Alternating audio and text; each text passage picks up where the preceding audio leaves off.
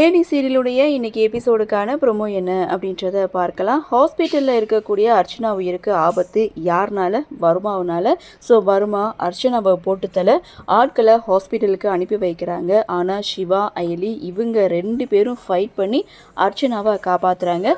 வர்மாவுக்கு சிவா மேலேயும் அயலி மேலேயும் சந்தேகம் வந்துடுச்சு.